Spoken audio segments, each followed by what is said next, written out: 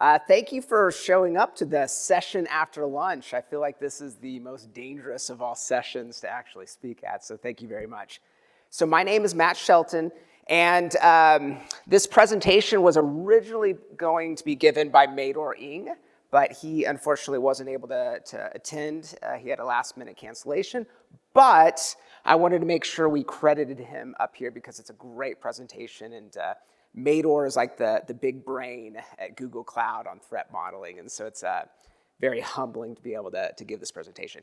My name is Matt Shelton, and I actually work in Google Cloud within the product security engineering team. And what we do is we are a team of several security engineers, over 150, almost 150 security engineers that are dedicated to just protecting Google Cloud. And one of the big things we do during that life cycle is threat modeling, and that's why we're really excited about talking about that. But just a little bit of my background, I actually came from Mandiant. I worked for the CISO at Mandiant for many years. I was one of the principal investigators for the SolarWinds breach, if anyone remembers that. I have worked in consulting, I've worked in telecom, and I've done a lot of security things over the last 20 plus years. All right. Oh, you know what? I didn't even realize this was in here. I already talked about that. All right, so the agenda. So what we are going to be talking about today is, first off, I'm going to give a quick definition of what threat modeling is, and at least what we think it is at Google Cloud. And then we're going to talk about the waterfall model, which is just a brief discussion on the waterfall model. Then we're going to talk about the real meat of this topic, which is the fitness model of threat modeling. We'll go over some takeaways, and then I hope you all have questions, hopefully. All right, threat modeling 101. So, like I mentioned, we work for product security engineering, and kind of what we envisioned with this talk is we perform threat modeling and all sorts of other activities, security engineering activities of Google Cloud products and services. We wanted to talk a little bit about how we do that in the background, so everyone who uses Google Cloud can have a little bit more appreciation of the security that we go through as part of our program. Additionally, one of the drivers of this is we wanted to tell you how we do threat modeling so that maybe you could take some of that back to your programs and implement it there. All right, so threat modeling 101. What is threat modeling? So the whole idea around threat modeling is we want to catch potential vulnerabilities before they actually show up in our software. And so the whole idea of threat modeling is getting into the product development lifecycle and identifying issues before they ever become issues. We want to ask ourselves, what could go wrong with our software before it actually goes wrong? Threat modeling is a process that we want to develop an entire model of our software lifecycle, and then think through within the application what kinds of threats we might see, and then just figuring out what threats we'll find in our software isn't enough. We want to figure out how we can actually fix those threats before they become an actual vulnerability. Now, you can't have a threat modeling presentation without talking about Adam Shostak.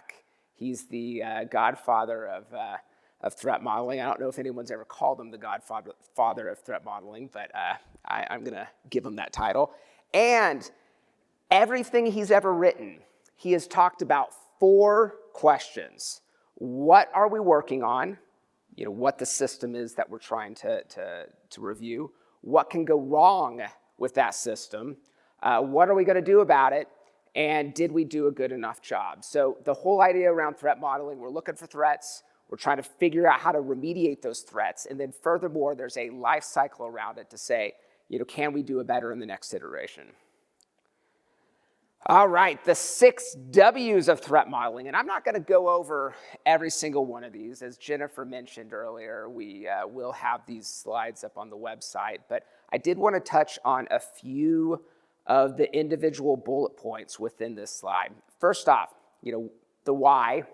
One of the great things about a threat model is we can actually produce something, a piece of documentation that you can review and you can hand off to all different teams. And so the whole idea around a threat model is to create something that we can communicate threats to the right team so they can do something about it.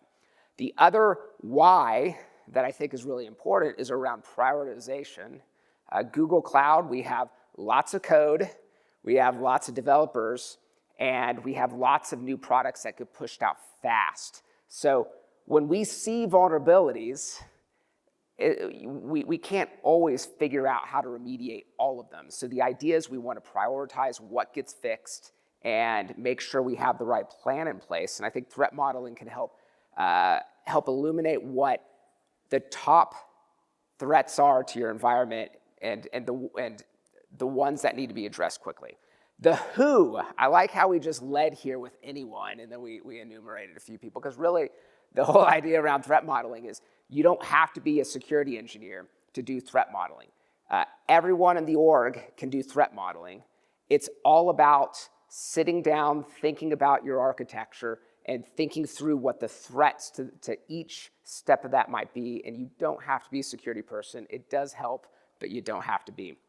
I wanted to kind of talk a little bit about when, because that, I think, is an extremely important question when we're looking at threat modeling. When do I do the threat modeling? Ideally, you do it at design time, and that's what we try to do at Google Cloud, is we create threat models when they're being designed. But we all know that we can't always do that. A lot of times, software's already been deployed, things have been pushed out. We have to do a threat model retroactively. That's not the desired state, but we do retroactive threat models, but the goal is to have it at design time. And then there's lots of tools for the where, but I think the first one is the place to get started, which is a whiteboard.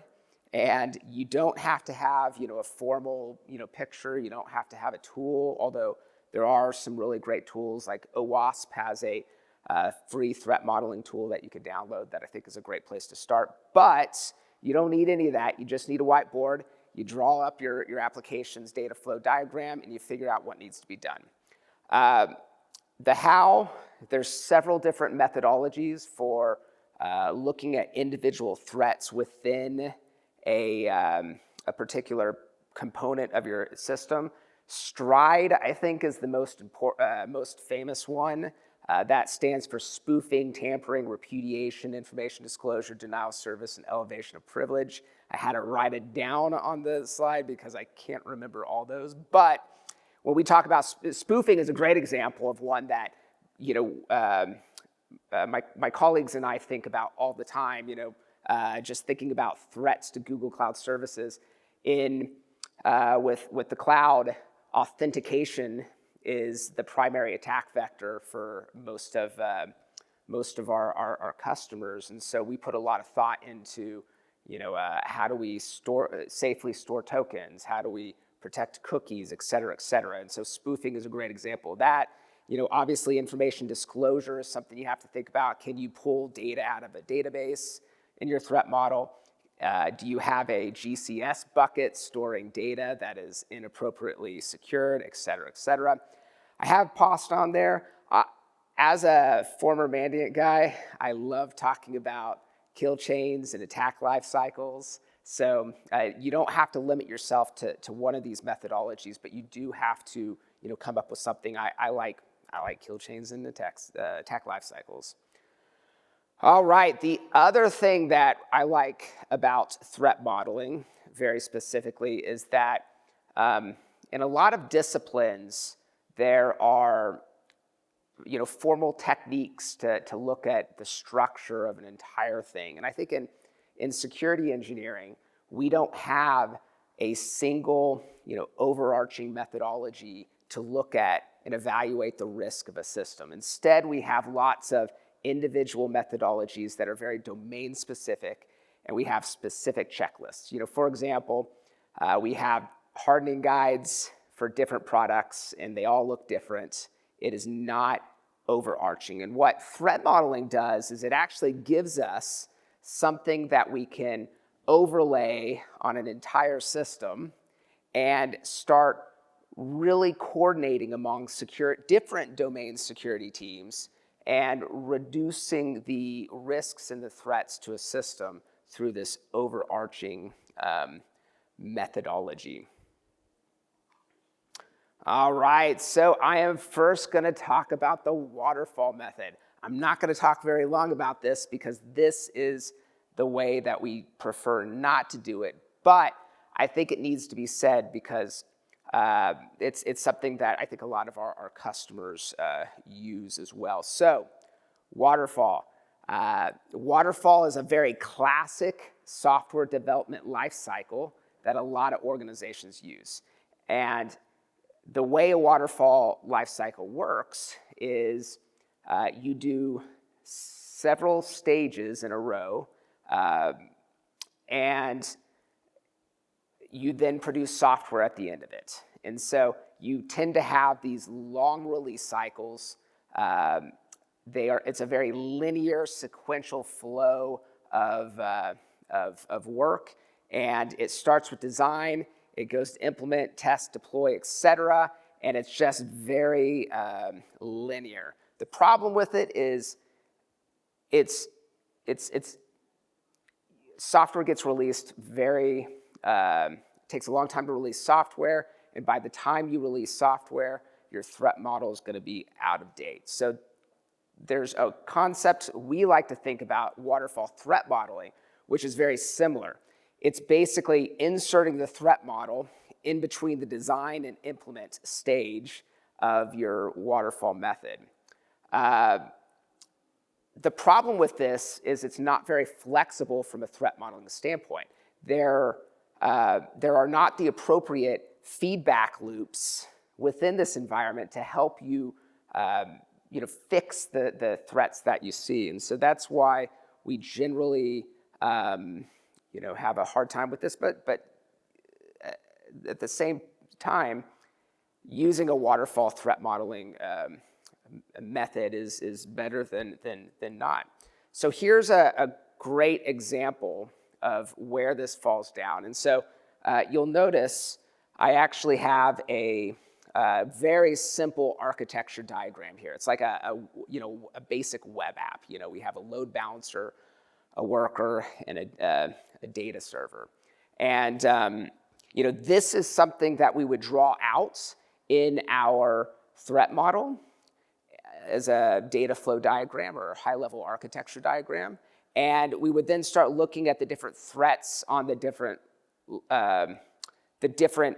connection points within it. Now, with a waterfall method, if you notice, we identify a threat, but by the time we've identified the threat, the design phase is already finished. So the software gets implemented, it gets implemented and deployed without us actually remediating those threats. We immediately start having to go into producing detective controls, which is very valid, instead of the preventative controls.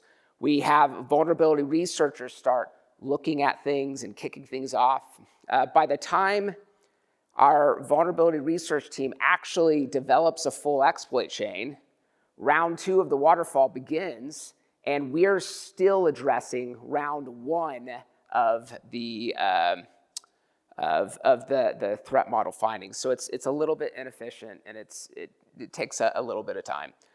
But we have this whole concept around a fitness model. And fitness model is like doing, as my colleague Charles just mentioned, fitness model is like a threat model with push-ups. It's like keeping you strong. But the whole idea around a fitness model is, we want to increase the security in real time of the framework and have a high-functioning security program through threat modeling. All right, so the first thing about a fitness model is around iteration. We want to be able to move much faster and much more agile than the waterfall method. When we identify a threat within our model, we want to be able to close that loop before the next round of changes goes in. And so the whole idea is that we want to break our development work into smaller stages, and we do that by parallelizing the actual work. And if you notice, we have feature 1, 2, and 3 here with very similar phases. Each of those 3 features can align to a development sprint. It can align to an actual feature. It doesn't really matter. Just for the sake of this argument, we're talking about individual sprints, a feature. So with modern security teams, in Google Cloud, we roughly break out our security teams into these 6 different categories. They're very separate teams, and they do very different things. And first off, we do have the threat modeling team within Google Cloud. And with the threat modeling team, the whole point of it is to do security architecture reviews, to identify threats before they become actual vulnerabilities. We then have a threat intel team, which is trying to go out there, identify the actual attacks and techniques that are being used by threat actors to target software. And this gets fed into all different aspects of the other security teams. We then have a security review team. So this is the team that does like pen testing and assessments post-deployment. For example, as soon as we push out the software, we immediately want to see if it's configured correctly, if there are vulnerabilities, if there are configuration errors, et cetera, and that's what the security review team does. We have a separate team called the remediation team, and all they're doing is they are thinking about how do we fix very specific issues that are identified in all stages of the other team's work. We have a vulnerability research team. We call it vulnerability research. This is really more, I think, like a red team, if anyone's familiar with red teams. What they're looking for is they're actually trying to exploit systems in place and try to identify things that need to be resolved. Our vulnerability research team really looks at the new classes of vulnerabilities. For example, we have a lot of systems that, our Vertex AI system. It is a system that Google Cloud deploys. It's brand new. And we spend a lot of time looking for vulnerabilities in it. And we're not just looking for vulnerabilities in that system, just like our other systems, but we're trying to identify new classes of vulnerabilities that we can remediate and fix across the board before they become an issue. And then finally, we have a detection and response team. And the whole idea behind detection and response, this is like your SOC. They are trying to create detective controls, looking for bad guys doing things, and then once that gets done, they will respond to it. So let's combine them all together. We just fit them right into this model here. But if you look at it, we are actually just recreating the waterfall method all over again. And so that is not what we want to do. What we want to do is to make it better. We want to make all of our teams more fit and able to do a better job identifying risk. So how can we do that? We talk about using more of a event-driven method. So whenever we have, whenever a finding is actually made, we could feed that to the appropriate team, and they can go do whatever needs to be done to remediate it. And this is what that actually looks like. So when we talk about threat modeling as a fitness function, I love this diagram because it actually shows the way we think about threat modeling. So if you notice here, we still have our different features, feature 1 and feature 2, and you can have as many features as you want going on. And the nice thing about this too is these features may not even be from the same system. It may be multiple development teams producing different types of code, but what we are doing is we're inserting a threat model right here, and during the design phase, it's basically reviewing it and feeding it in, and because we've tightened the loop of what we're actually looking for, we can be more iterative, and we can actually feed things back into the design process before it actually gets implemented. But we are then, oops, that is my bad. I hit the wrong button. All right, here we go. So we have our threat intel team actually feeding information into these threat models, and the same threat intel team is able to go out there, identify new techniques, and then feed that same information into multiple threat models as we're conducting them in the different features that we're doing. We then have a threat model store. So this is where we actually keep all of our threat models in one place. And the great thing about having an agile threat modeling process is that we can conduct threat models more frequent, and we can keep those updated, and we can keep them in one location. We then have a set of mitigations that are almost completely outside of the development lifecycle. We have, just as an example, we might have a threat for, SQL injection, very common threat that you find. We might already have a design pattern as a mitigation that we can apply to multiple things. And so what this threat model store allows us to do is to keep a library of different mitigations so that we can quickly implement those across the different threat models that we're doing. And then, of course, as we implement things, they go into the code repo. We do software deployment through CI/CD pipelines, et cetera. And all of that feeds into other security teams. Vulnerability research can insert themselves once the software gets deployed, but also in the code repo. We have our post-deployment security reviews, the pen testing, the vulnerability assessments down here. And then, of course, we have a team building detections based off of the threat store and the software deployment. But what this allows us to do is to have several different teams focused on the work that they're doing, but have it connected into the development life cycles of several different pieces of software and the threat models that we've conducted on those individual components. All right, and on our team, we love talking about inputs and outputs. We cannot have a discussion, I feel like, within product security without saying, well, what are our inputs and what are our outputs? And for threat models as a fitness function, we want our inputs to, I keep hitting that button.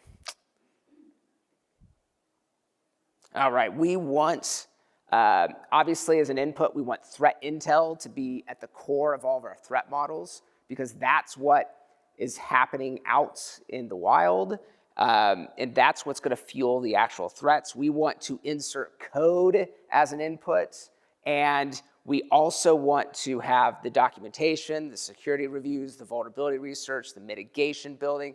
We want all of that as an input so that when we're creating our threat model, we have a total picture of what the actual threat looks like.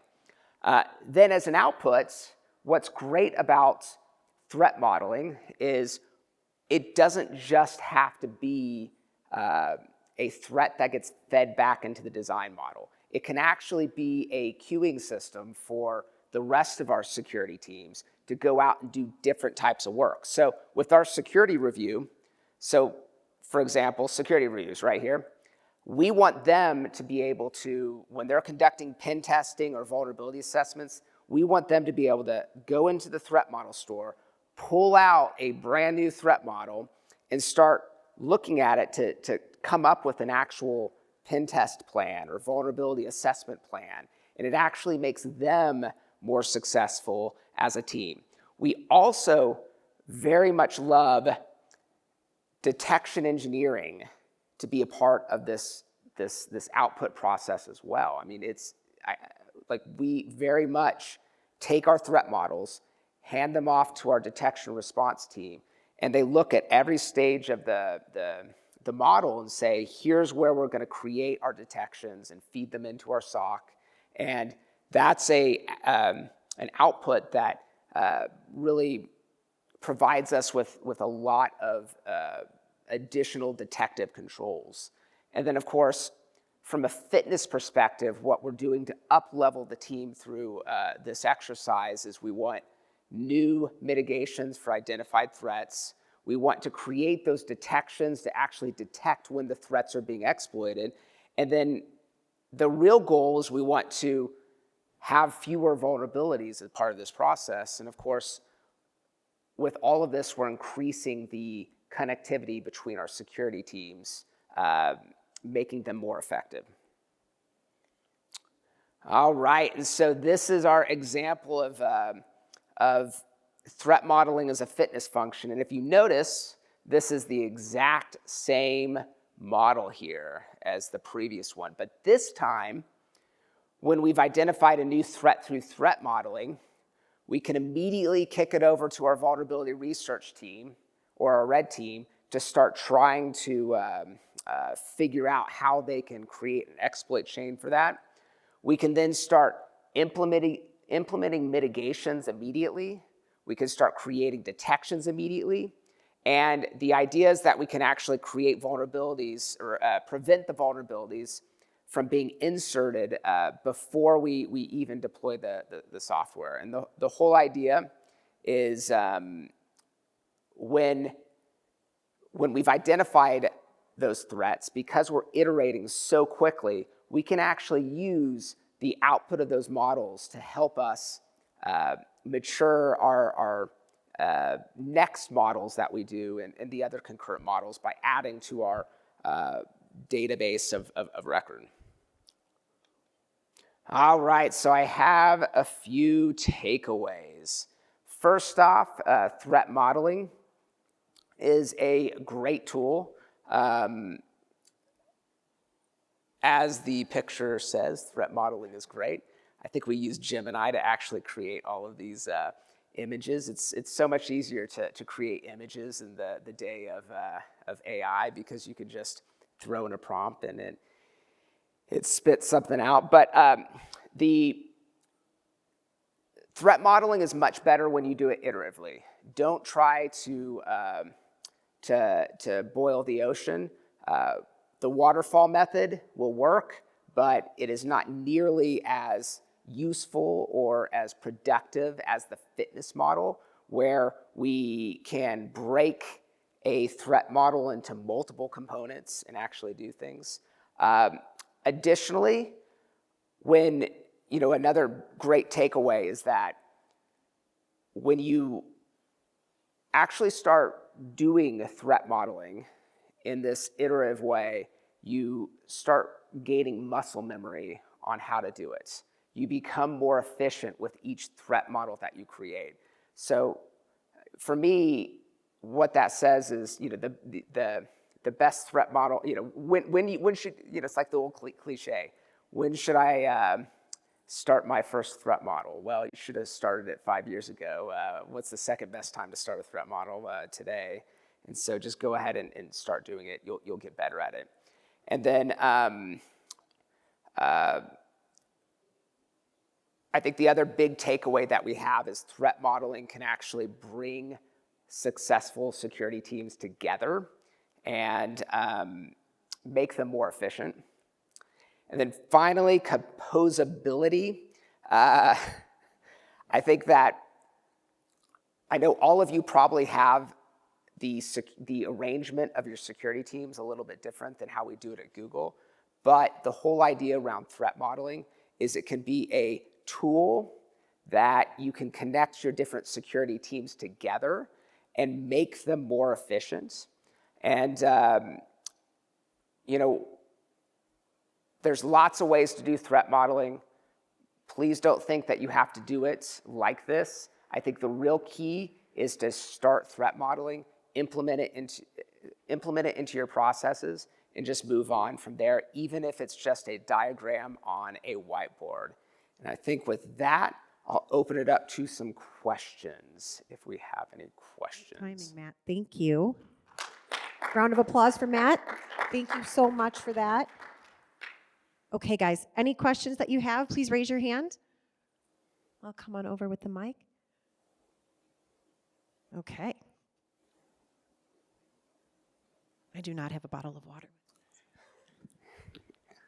Yeah, great talk. Thanks so much. So I was wondering with threat modeling, it seems like a lot of this work might be automatable. What do you think is the impact of AI on threat modeling? Could I make like a threat model LLM or something? Yeah, no, so that's a great question. We've actually done some research internally on using LLMs as part of this process. And I think what we've found is the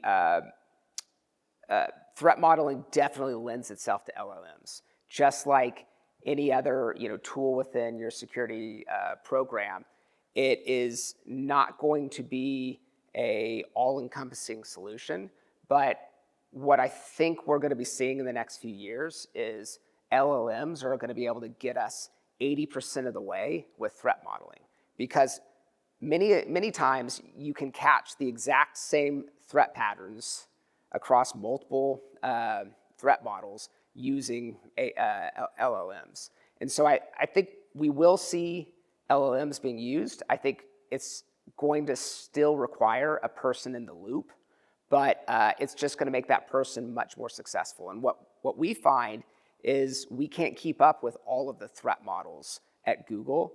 I mean, we could do more and more threat models, do more interesting work, but what LLMs are going to help us with is, and AI is going to help us with, is it's going to make our work more efficient so we can actually produce more. We can focus our people on identifying new cutting edge techniques instead of the old, I use SQL injection, right? I think I threw out SQL injection a million times. How long have we been talking about SQL injection? I feel like SQL injection is a threat that AI can definitely identify and provide recommendations for. But that's a great question. That's a great question. Anybody else? Yeah, absolutely. Matt, where do you see engineering standards fit both in the start of the modeling and as something that is updated by the output from the model? Yeah, so that's a really good question, and I think we could take that in a lot of different directions. I think when we talk about engineering standards, a lot of those standards, at least when it comes to security standards, should really be published due to some sort of driver, whether or not that's an actual real threat, like if actual real threat, or if it's a compliance-related requirement. I think all the time about engineering standards for authentication. We have to have a set of standards. But I think with threat modeling, what we should be doing is using this as a feedback loop to make those engineering standards better. And I think once you identify a new class of vulnerabilities, you can then feed that back into your standards process and really evaluate what is there a way we can address this from a root cause. But I think that's I think you could write a whole talk about that. That's yeah. Thank you. Anyone else? Ah. going to let him go first, okay? Hi there. Something I'm really concerned about is supply chain attacks. And I know in some of the diagrams that you have, it's features that your team's building. But how do you threat model for features that, say, are from imports? Yeah, so that is, that's a really great question, and that's another one you can have an entire talk on, right? Software supply chain. Um, you know, your software supply chain should really be a part of well, it's not just your software supply chain. I think we could talk about your entire supply chain, whether or not it's third-party vendors or your software supply chain. I'm going to talk about software supply chain just in the interest of time. But when you're creating your threat models, you definitely need to think through what are the threats that are created as part of bringing in a library. You know, I think of the most impactful supply chain. Well, I shouldn't say impactful. Let's say the most popular software supply chain attack of this year was the XZ library, where there was a subtle backdoor inserted into this library, and luckily it was caught before it was actually deployed, but it could have turned into a major event. So when we're thinking about threat modeling, we definitely need to look at that particular library and then think about how we can build compensating controls in to actually mitigate that. And just straight off, the top of my head, when we think about that as a threat, it fired up a remote shell that you could log into remotely. And that is even though that's definitely an attack vector, it's something that you can easily mitigate with a compensating control. And when you're looking at, I think this goes back to engineering standards as well, because when you're thinking about threat modeling, you need to also look at your threats that are targeting your CI/CD pipelines. So how can you do good software and package dependency reviews before it even gets deployed into your environments? Okay, we have another one right here. During this morning's keynote, Jen Easterly talked a little bit about the importance of all organizations really taking responsibility for fixing defects. And it seems like threat modeling really fits into that. Do you see threat modeling as something that's applicable just to large-scale organizations like Google, or is this something that you see being applicable sort of across the board to any sized organization?